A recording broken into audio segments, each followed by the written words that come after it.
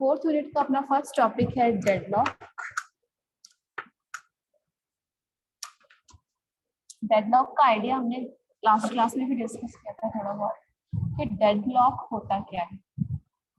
Deadlock जो term है वो किससे आई है? ऐसा लॉक जो कभी खुले ही नहीं, that is called deadlock, right? Like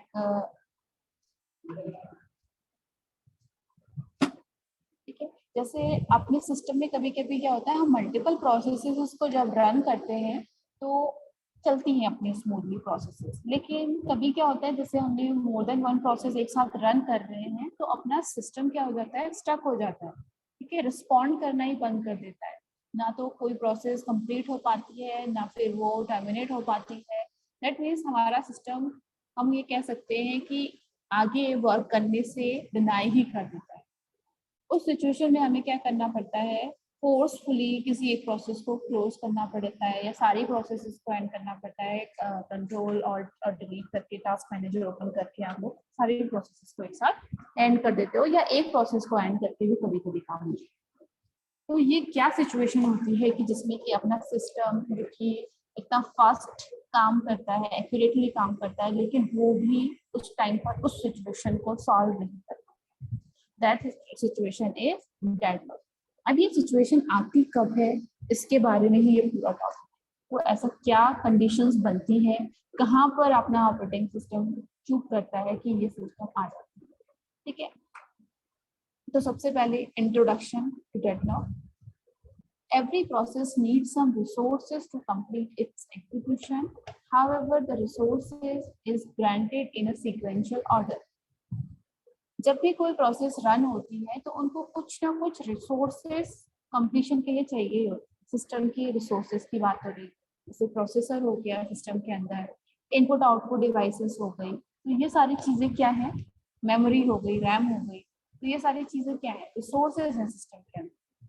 ठीक है, तो अगर एक प्रोसेस सिस्टम के अंदर आई है तो कोई 100% उसको कोई ना कोई रिसोर्स किसी न किसी टाइम पर रिक्वायर्ड होता है। अब ये जो रिसोर्सेज होते हैं, ये रिसोर्सेज उसको एक सीक्वेंशियल ऑर्डर में दिए जाते हैं। सीक्वेंस होता है उसका भी, कोई रिसोर्स अगर प्रोसेस डिमांड करेगी तो उसका भी एक सीक्वेंस है। ऐसा नहीं है कि उसको आते ही कोई रिसोर्स दे दिया जाएगा। सबसे पहले क्या होता है, the process request for some resource. सबसे पहले तो प्रोसेस सिस्टम में आने के बाद रिक्वेस्ट करती है, ऑपरेटिंग सिस्टम को रिक्वेस्ट करती है कि उसको ये वाला रिसोर्स रिक्वायर्ड है। रिक्वेस्ट फर्स्ट सीक्वेंस के अंदर फर्स्ट स्टेप है process request for some resource. Then next step क्या है, OS grant the resource if it is available, otherwise let the process wait. अब ऑपरेटिंग सिस्टम जो मैनेजर है पूरे सिस्टम का, वो क्या करता है, अगर रिसोर्स फ्री है तो भाई ये लो, दे दिया प्रोसेस को, बट अगर वो फ्री नहीं है तो प्रोसेस को वेट करने को बोलेगा, राइट? प्रोसेस को फिर वेट करने को बोलेगा। देन लास्ट में क्या होता है, the process uses it and release on the completion. दूसरा स्टेप तो ये हो गया कि वो रिक्वेस्ट के बाद OS को दे रहा है या नहीं दे रहा है, अवेलेबल है वो या नहीं है, उसके ऊपर डिपेंड करता है। या तो वो दे देगा या तो वो उसको वेट करने के बाद दे देगा। ठीक है, कभी ना कभी तो उसका वेट फिनिश होगा तब वो उसको दे देगा। देन लास्ट में क्या होता है, प्रोसेस और रिसोर्स को यूज करती है और कंप्लीट हो जाती है और उसको रिलीज कर देती है, यानी कि छोड़ देती है उस रिसोर्स को। तो ये सीक्वेंशियल फैशन में ये चीजें चलती हैं, रिक्वेस्ट करना, ग्रांट करना और रिलीज करना। ठीक, a deadlock is a situation where each of the computer process wait for a resource which is being assigned to some another process. In this situation, none of the process gets executed since the process resource is it held by some other process which is also waiting for other resource to be released. Deadlock की जो situation आती है actually ये बहुत confusing सी situation हो जाती है। Confusing का मतलब कि एक प्रोसेस किसी रिसोर्स की रिक्वायरमेंट रिक्वेस्ट कर रही है और जिस रिसोर्स की वो रिक्वेस्ट कर रही है वो किसी दूसरी प्रोसेस के पास है, और वो जो दूसरी प्रोसेस है वो खुद किसी दूसरी रिसोर्स का वेट कर रही है, उस रिसोर्स को होल्ड करके दूसरी रिसोर्स का वेट कर रही है। तो दूसरी रिसोर्स मिले तो वो कंप्लीट हो, लेकिन तब तक वो उस रिसोर्स को भी फ्री नहीं कर। तो ये सिचुएशन बनाती है डेडलॉक। जैसे सपोज आप 4 फ्रेंड हो, ठीक है, 4 नहीं, 2 का एग्जांपल ले लेते हैं स्टार्टिंग में। 2 फ्रेंड्स हैं आप लोग, ठीक है। अब 2 फ्रेंड्स हैं तो कॉलेज में आगे टेस्ट है, टेस्ट देना था बट याद ही नहीं है। कॉलेज में आकर के आप लोग को याद आया ओके टेस्ट है, लेकिन आपके पास क्या है, एक ही पेन है और एक ही नोटबुक है, ठीक है। आपने कहीं से अरेंज किया बट एक ही मिला। अब एक टाइम पर एक ही स्टूडेंट उस नोटबुक में पेन से काम कर सकता है ना, पेन तो एक ही है। तो क्या हुआ, एक स्टूडेंट को तो मिल गया पेन और एक स्टूडेंट को मिल गया नोटबुक, कॉपी। दोनों स्टूडेंट के पास क्या है, एक एक रिसोर्स है। अब क्वेश्चन आप लोग को एलोकेट कर दिया है, तो पहले वाला जो स्टूडेंट है वो कह रहा है कि आप मुझे पहले नोटबुक दो, मैं अपना काम करके फिर आपको पेन दे दूंगा और कॉपी भी वापस कर दूंगा। पर जो दूसरा स्टूडेंट है वो कह रहा है कि मैं क्यों पहले दूं, आप मुझे पहले पेन दो, मेरे पास कॉपी है ही, मैं पहले अपना काम पूरा करूंगा फिर आपको दे दूंगा सारे चीजें। तो क्या ये सिचुएशन कभी सॉल्व हो पाएगी जब तक वो दोनों स्टूडेंट अपनी ही बातों पर अड़े हैं? क्या वो कभी सॉल्व हो पाएगा मैटर? नहीं हो पाएगा। उन दोनों के 0 आ जाएंगे टेस्ट में मार्क्स। क्यों? क्योंकि इसने अपना पेन नहीं दिया, उसने अपनी कॉपी नहीं दी, ठीक है। तो रिसोर्सेज भी ऐसा ही करती है सिस्टम के अंदर, डिमांड कर रही है किसी रिसोर्स का, अपने आप कोई दूसरा रिसोर्स होल्ड किया हुआ है और दूसरी प्रोसेस को भी वही रिसोर्स चाहिए। तो उस केस में क्या होगा, रिसोर्सेज कभी भी पीछे आने को तैयार नहीं होती है और वहां पर डेडलॉक सिचुएशन आ जाती है। ऐसी सिचुएशन जिसका कोई सॉल्यूशन ही नहीं है, तो उसको हम क्या कहते हैं, डेडलॉक। क्लियर हुआ कॉन्सेप्ट थोड़ा बहुत? अभी आगे आएंगे हम इसके अंदर, पूरा डायग्राम से समझेंगे इसको, but the basic concept is this: when processes request for some resource which is held by other process which is already requesting for other resources, और वो क्योंकि उसको नहीं मिल पा रहा है तो वो उसको नहीं देगी। इस तरीके से आपका डेडलॉक फॉर्म होता है। क्लियर? क्लास समझ में आ रहा है कॉन्सेप्ट? रिप्लाई कीजिए प्लीज, ताकि मैं समझ पाऊँ कि कितनी जल्दी आगे जाना है या कितना आगे जाना है।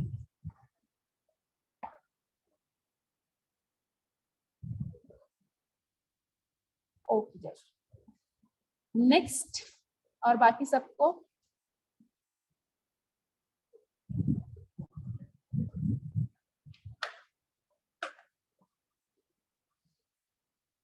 ओके मृदुल, ओके वेरी गुड। अब नेक्स्ट आते हैं, एग्जाम्पल है यहाँ पर, let us assume that there are 3 processes P1, P2 and P3. There are 3 different resources R1, R2 and R3. R1 is assigned to P1, R2 is assigned to P2 and R3 is assigned to P3. एक situation हम लोग बनाते हैं, assume करते हैं कि अपने पास 3 process है P1, P2 और P3 और 3 रिसोर्स है R1, R2 and R3। 3 he process है और 3 ही रिसोर्स। R1 किसको मिला हुआ है, R1 यानी कि रिसोर्स 1 किसको मिला है, प्रोसेस 1 को। रिसोर्स 2 किसको मिला हुआ है, असाइन का मतलब उसके पास है, ठीक है, असाइन का मतलब वो उसके होल्ड में। R2 किसको मिला हुआ है, P2 को, और R3 किसको मिला हुआ है, P3 को। तीनों के पास एक एक रिसोर्स है। अब होगा क्या आगे, after some time P1 demand for R1,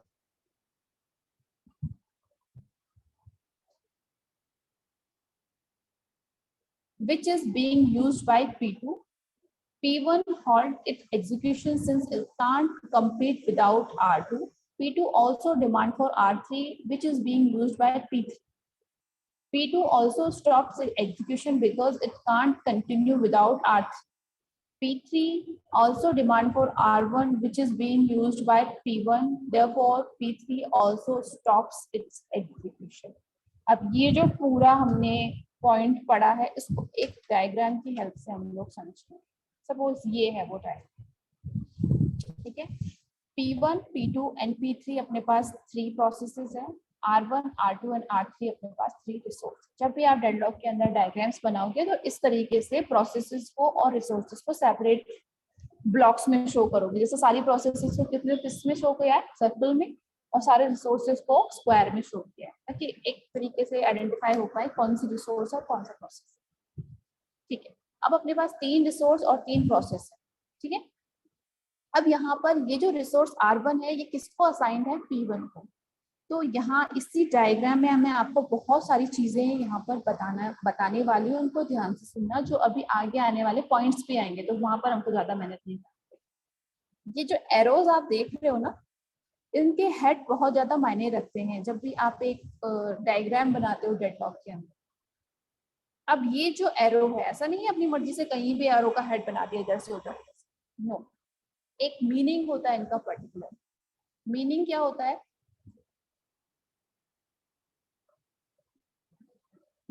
yes Charanjit, एक मिनट, ठीक है।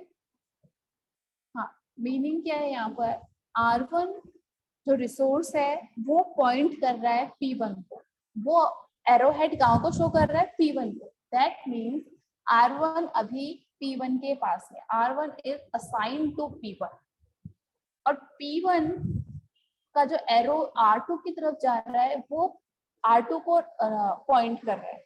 ठीक है, इसका क्या मतलब, P1 R2 को रिक्वेस्ट कर रहा है। तो ये जो एरो हेड है ये असाइन और रिक्वेस्ट को यहीं पर क्लियर कर देते हैं कि कौन सी प्रोसेस किसको असाइन है और कौन सा रिसोर्स किस प्रोसेस को रिक्वेस्ट कर रहा है। ठीक है, कौन सी प्रोसेस रिक्वेस्ट कर रही है किस रिसोर्स। तो यहाँ पर आप क्लियरली देख सकते हो कि R1 P1 को असाइन है और P1 रिक्वेस्ट कर रहा है R2 को। ऐसे ही R2 P2 को असाइंड है और P2 रिक्वेस्ट कर रहा है R3 को, राइट। R3 P3 को असाइंड है और P3 जो है वो क्या कर रहा है, यहाँ से यहाँ देखो, R1 को रिक्वेस्ट कर रहा है।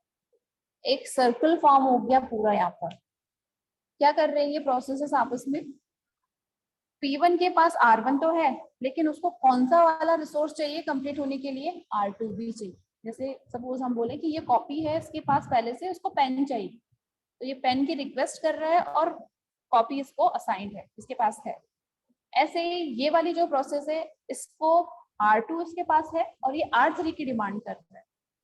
P3 के पास R3 है और ये किसकी डिमांड कर रहा है, R1। तो क्या ये डिमांड कभी खत्म होगी, क्योंकि इसमें क्या हो गया, एक सर्कल बन गया पूरा। ठीक है, P2 बोल रहा है कि R2 मुझे दे दो फिर मैं फिनिश हो पाऊँ, P2 बोल रहा है कि R3 मुझे मिले तो मैं आपको R2 दूं, और उसे R3 नहीं मिल रहा है। और P3 क्या बोल रहा है, R3 मेरे पास है लेकिन मुझे क्या चाहिए, वो P1 वाला रिसोर्स चाहिए जो P1 के पास है। तो तीनों में से कोई भी प्रोसेस अपना रिसोर्स फ्री करने को तैयार नहीं है, जो कि दूसरों को चाहिए और दूसरों को रिसोर्स को रिक्वेस्ट कर रहा है। तो इस केस में क्या हो गया, ये बन गया आपका सर्कुलर वेट, जो कि एंड ऑफ द मोमेंट जाकर के डेडलॉक पे जाकर फिनिश होता है। यही सिचुएशन कहलाती है अपने डेडलॉक। इस डायग्राम को आप ध्यान से देखो, क्या इसको रिजॉल्व कर पाएगा ऑपरेटिंग सिस्टम अगर एक भी प्रोसेस पीछे हटने को तैयार ना हो तो।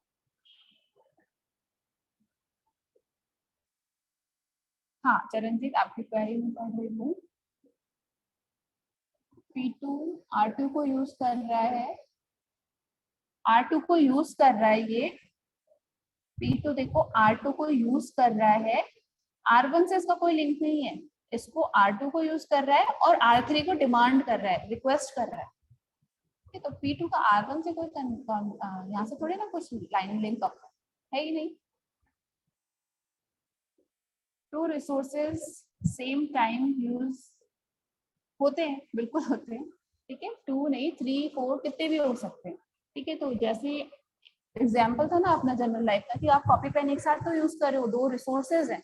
ऐसे ही प्रोसेसेस भी एक साथ 2, जैसे रैम पर वो पहले से हैं और हार्ड उनको प्रोसेसर भी चाहिए, तो 2 रिसोर्सेज तो उन्होंने ले लिए ना।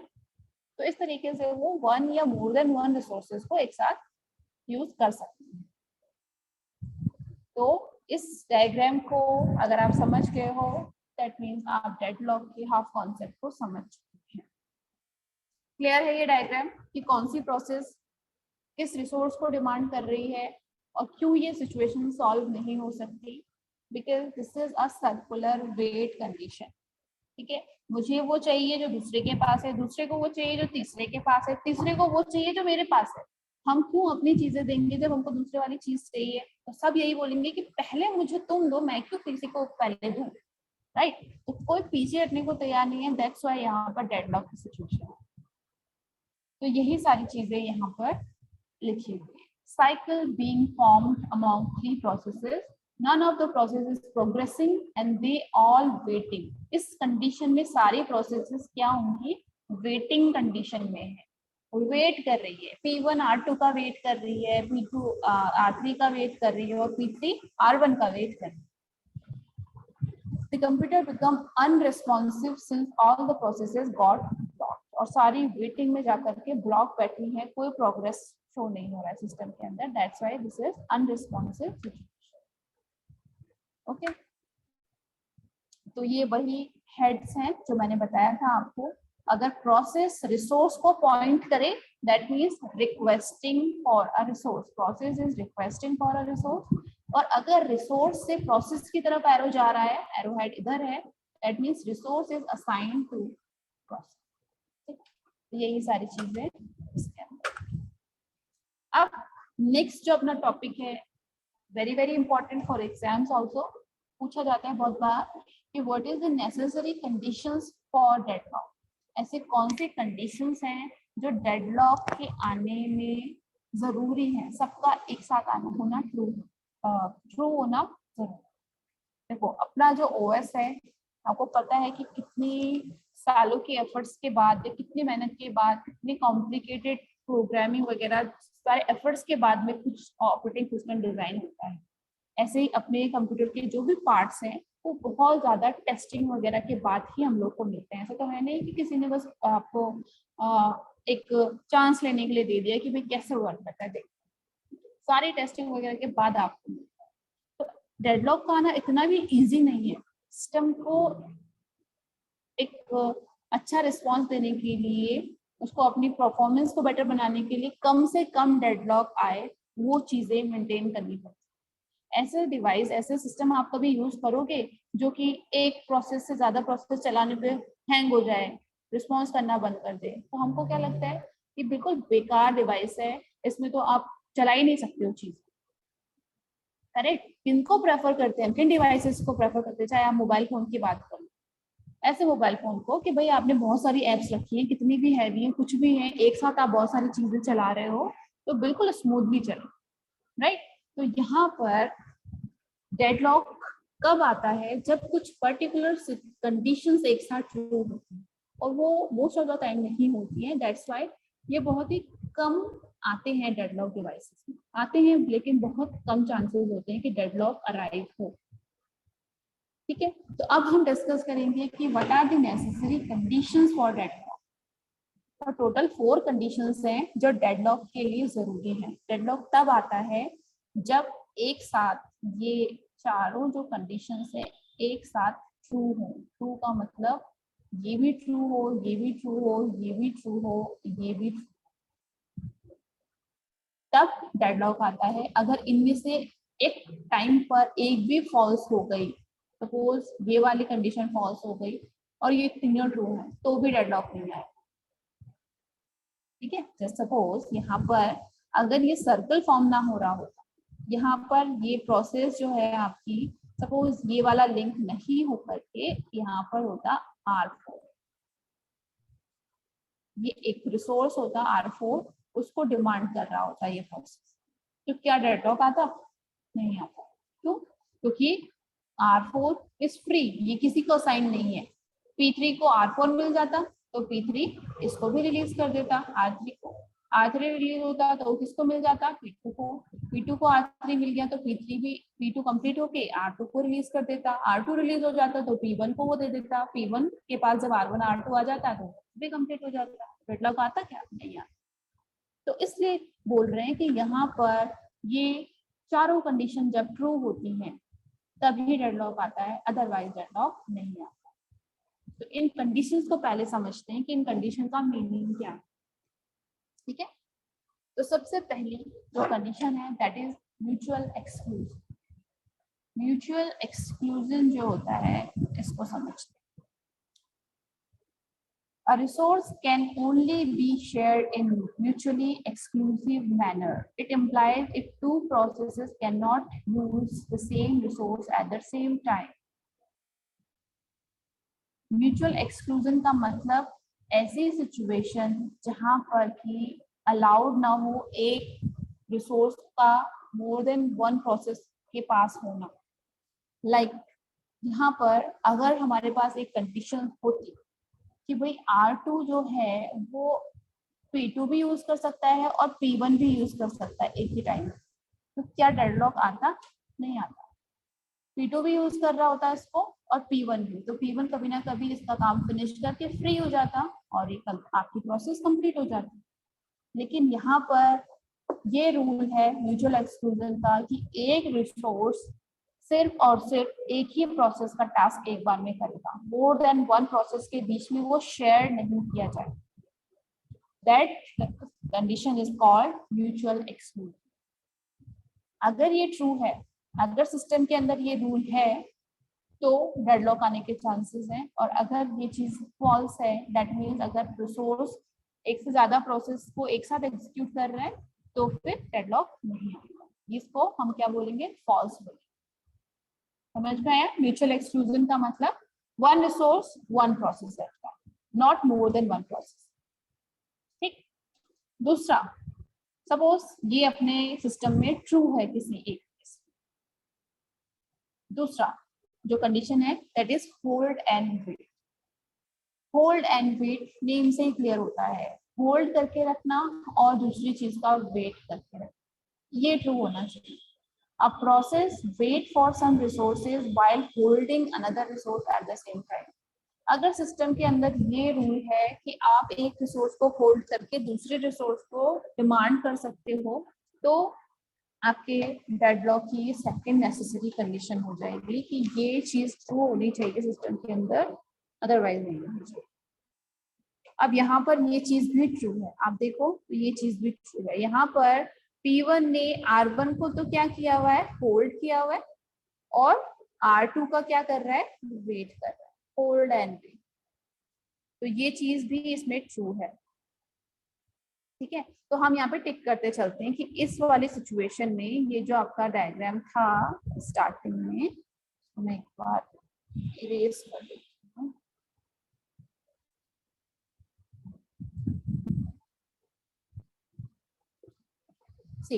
इसमें हम चेक करते जाते हैं कि कंडीशंस कौन कौन सी ट्रू।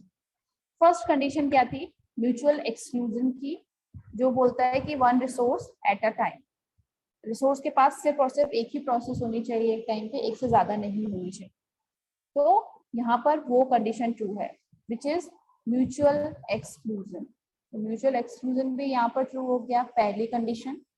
दूसरी कंडीशन है होल्ड एंड वेट वाली, तो होल्ड एंड वेट भी यहाँ पर ट्रू है। प्रोसेसेस क्या कर रही है? एक रिसोर्स को होल्ड कर रही है और दूसरे का वेट कर रही है, विच इज ऑल्सो ट्रू। तीसरा है यहाँ पर condition no preemption. No preemption का मतलब the process which one schedule will be executed till the completion. No other process can be scheduled by the scheduler meanwhile.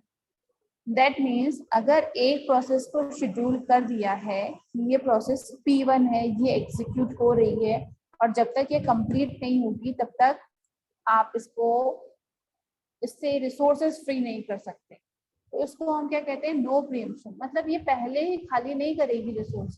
जैसे अपनी शेड्यूलिंग एल्गोरिथम थी ना, कि नो प्रीएम्पशन में क्या था कि रिसोर्सेज जब तक कंप्लीट नहीं होती है तब तक, प्रोसेसेस जब तक कंप्लीट नहीं होगी तब तक वो सीपीयू फ्री नहीं करेगी। यहाँ पर भी वही नो प्रीएम्पशन, यानी कि जब तक P1 कंप्लीट नहीं होती है ये बोलेगी कि मैं R1 को नहीं छोड़ूंगी। R1 उसको असाइंड है रिसोर्स, तो वो कह रही है कि भाई मुझे जो जो रिसोर्स चाहिए मुझे ला के दो, तभी मैं सारे रिसोर्स एक साथ फ्री करूँ, अदरवाइज पहले ही फ्री नहीं। तो यहाँ पर वो कंडीशन भी ट्रू है, नो प्रीएम्पशन। तीन सिचुएशन तो ट्रू हो। चौथी को देखते हैं हम अब, circular way. All the processes must be waiting for the resources in a cyclic manner so that the last process is waiting for the resource will be being held by first process. एक cycle form होनी चाहिए। अब यहाँ पर आप देखो cycle form हो रही है, बिल्कुल हो रही है, सर्कुलर वेट चल रहा है यहाँ पे। इस तरीके से पूरा एक राउंड में चल रहा है कि ये इसका वेट कर रही है, ये इसका वेट कर रही है, और ये एंड में आकर के तो आपकी पूरी एक साइक्लिक फॉर्म हो गई, ये एक पूरा राउंड हो गया साइक्लिक मैनर में। तो ये वाली कंडीशन भी अपनी। अगर यहाँ पर P3 किसी अदर प्रोसेस का वेट कर रही होती, P4 आज जैसे मैंने एग्जांपल दिया था R4 का, तो क्या साइकिल फॉर्म होती? नहीं होती, ऐसा होता इस तरीके से, ऐसे आता ऐसे आता ऐसे आता, साइकिल फॉर्म हुई क्या? नहीं, यहीं से यहाँ का सॉल्व होना शुरू हो जाता था। लेकिन अब क्योंकि ये लास्ट प्रोसेस फर्स्ट प्रोसेस पे आ गई डिमांड के लिए, तो ये यहाँ पर सॉल्व करना। Correct? So this is what fourth condition, cyclic circular wait. Circular wait भी ट्रू। तो ये इस वाले डायग्राम के लिए अपनी चारों कंडीशन ट्रू है, इसीलिए इस कंडीशन को हम क्या कहेंगे? डेडलॉक। अगर इसमें से एक भी फॉल्स हो तो डेडलॉक नहीं आएगा, मैटर सॉल्व हो जाएगा। क्लियर है ये चारों कंडीशंस, इनका मीनिंग क्या होता है? कोई भी डाउट हो रिलेटेड इससे तो पूछ लीजिए।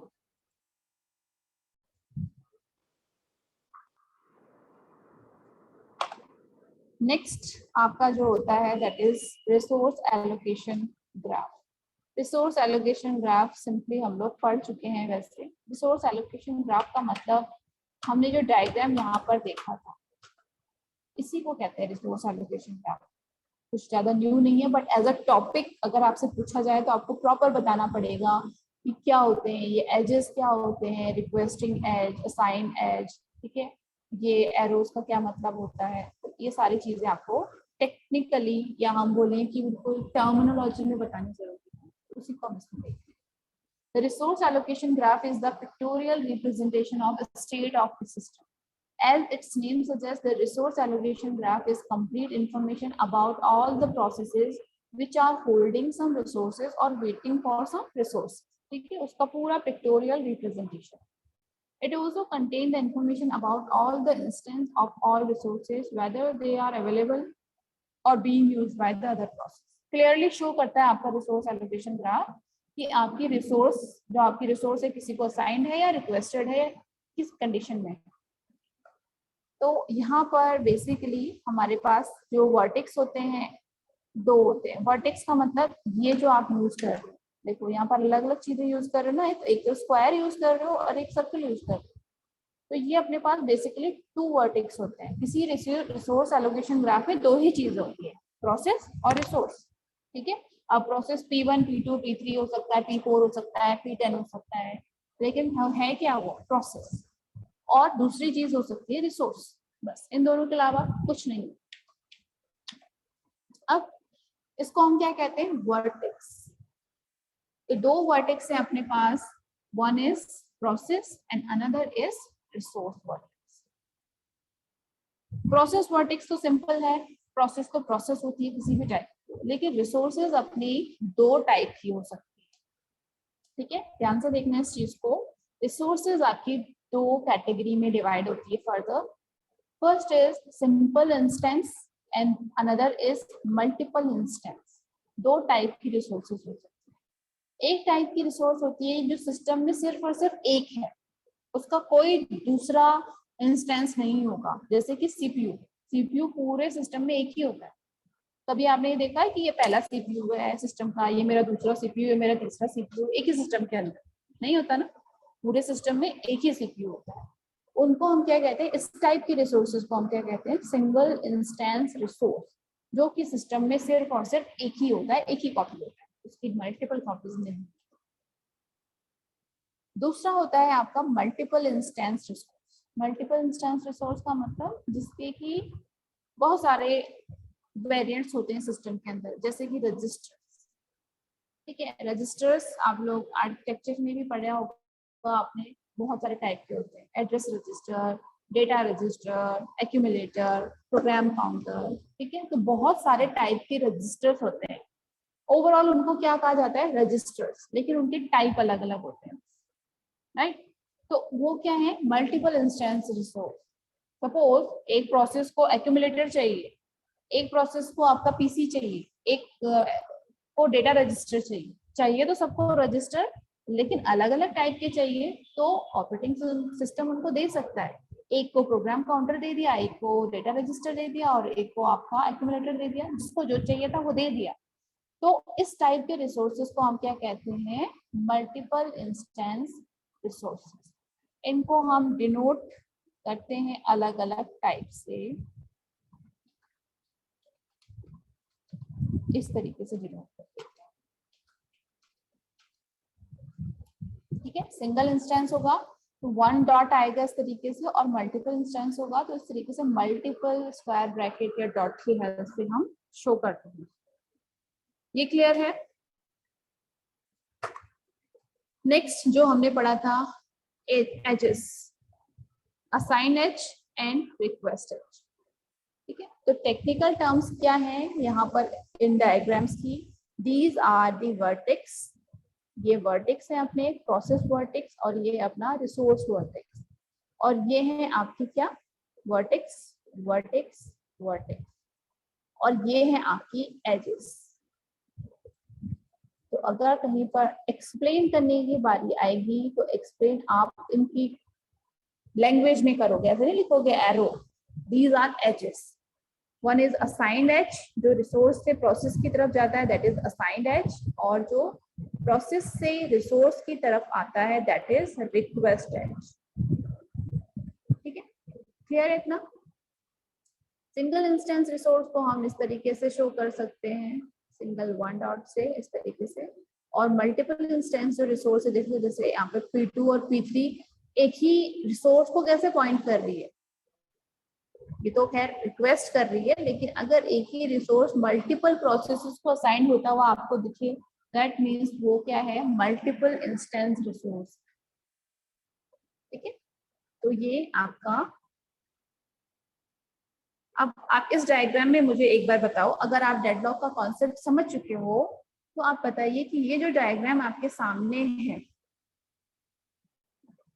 ये जो डायग्राम आपके सामने है, क्या ये डेडलॉक फॉर्म कर रहा है या फिर नहीं कर रहा है? थ्योरी मत पढ़ना, अपने कॉन्सेप्ट समझना। ठीक है, एक बार इसको समझिए कि कौन सी प्रोसेस किस रिसोर्स को डिमांड कर रही है, क्या ये सॉल्व हो पाएगा या फिर नहीं हो पाएगा,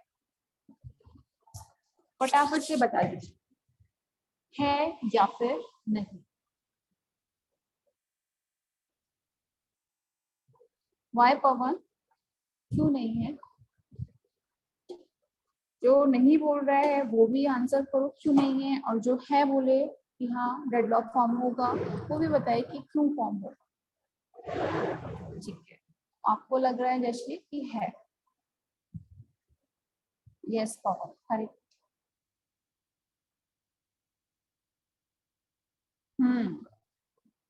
यस बाबा। देखो इस डायग्राम को ध्यान से देखो, कोई कंफ्यूजन हो तो, इसमें क्या हो रहा है आपकी, क्या वो चारों कंडीशन जो हमने पढ़ी थी क्या वो ट्रू हो रही है साथ में, ये भी तो देखना है ना हमने, तभी तो वो कंडीशन पढ़ के आए हैं। ठीक है, अब एक बार इसको नॉर्मली देखते हैं। ये जो R1 है ये P1 के पास है। ठीक है, P1 किसी रिसोर्स को क्या डिमांड कर रही है? नहीं कर रही है। देखो P1 को कोई रिसोर्स नहीं चाहिए, P1 के पास R1 है और वो उसका काम कर रही है। P2 R1 को डिमांड कर रही है, रिक्वेस्ट कर रही है, और इसके पास कौन सा है, R2 है, राइट। P3 के पास कोई रिसोर्स नहीं है, ये R1 को डिमांड कर रही है और R2 को डिमांड कर रही है।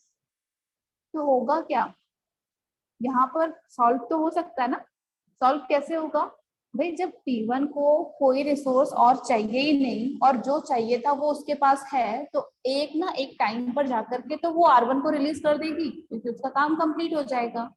अब जब उसका काम कंप्लीट हो जाएगा तो सबसे पहले किसका काम पूरा हो सकता है, P2 का काम पूरा हो सकता है, क्योंकि R2 उसके पास है ऑलरेडी, तो P3 को तो देगी नहीं जब तक उसको R1 नहीं मिलेगा। और जैसे ही P1 R1 को रिलीज करेगी, P2 को R1 और R2 दोनों मिल चुके हैं तो अपना काम कंप्लीट करेगी और दोनों को फ्री कर देगी। अब जब जैसे ही दोनों फ्री हुए तो P3 अपना काम पूरा कर लेंगे, उसको दोनों चाहिए तो दोनों मिल जाएंगे। तो ये कंडीशन डेडलॉक नहीं बना रही है, क्योंकि इसमें सर्कुलर वेट नहीं आ रहा है।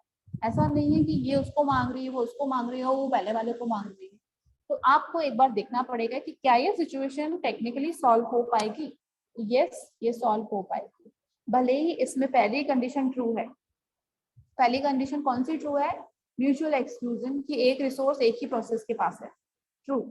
दूसरी कंडीशन कौन सी थी आपकी? मैं भी भूल गई हूँ। दूसरी कंडीशन थी आई थिंक इसकी, म्यूचुअल एक्सक्लूजन के पास होल्ड एंड वेट। तो बिल्कुल होल्ड एंड वेट इसमें चल रहा है, तो दूसरी कंडीशन भी ट्रू हो। ठीक है, पहली भी ट्रू हो गई, दूसरी भी ट्रू हो गई कि होल्ड भी कर रही है प्रोसेसेस और वेट भी कर रही है, जस्ट लाइक P2 होल्ड भी किया हुआ है और वेट भी कर रही है, hold and wait true. Third है नो प्रीएम्पशन। नो प्रीएम्पशन का मतलब प्रोसेसेस बोल रही हैं कि जब तक वो कंप्लीट नहीं होंगी तब तक वो रिसोर्स फ्री नहीं करेगी, तो ये वाली कंडीशन भी ट्रू है। तीन कंडीशन तो ट्रू हो गई, लेकिन चौथी कंडीशन सर्कुलर वेट वाली यहाँ पर नहीं बन रही। क्या यहाँ पर सर्कल बन रहा है? नहीं। क्यों नहीं बन रहा है? क्योंकि देखो, अगर आप इस तरीके से भी बनाने पे आओ सर्कल, तो ये इसको मांग रही है। देखो यहाँ से कहाँ से बनाना शुरू करें? P2 से बना लो करे। तो P2 से भी अगर हम देखें यहाँ पर, तो P2 इसको डिमांड कर रही है जो P1 के पास है, लेकिन क्या P2 किसी को डिमांड करती है? नहीं करती। यहाँ से ट्राई करो अगर बनाने का, ये इसको डिमांड कर रही है, ये इसको डिमांड कर रही है, ये इसको डिमांड कर रही है और ये इसको असाइंड है, लेकिन क्या ये वापस जाकर के इसको डिमांड कर रही है? नहीं कर रही है ना, कोई सर्कल नहीं बन पा रहा है। तो this is not a circular wait condition. तो चार कंडीशन में से तीन condition at the same time true थी, लेकिन एक फॉल्स हो गई, इसलिए आपका डेडलॉक यहाँ पर नहीं आया, ये रिजॉल्व हो गया है। करेक्ट? सो इस तरीके से हम रिसोर्स एलोकेशन ग्राफ की हेल्प से देख सकते हैं कि क्या सिस्टम के अंदर डेडलॉक अराइव हो रहा है या फिर नहीं। ओके, बाकी हम इससे रिलेटेड चीजें कल डिस्कस करेंगे। अब किसी की क्वेरी हो तो मीटिंग में रहें, ज्वाइन रहें, बाकी लोग ब्रेक ले सकते हैं और मैं क्वेरीज भी ले लेती हूँ। मैसेज है।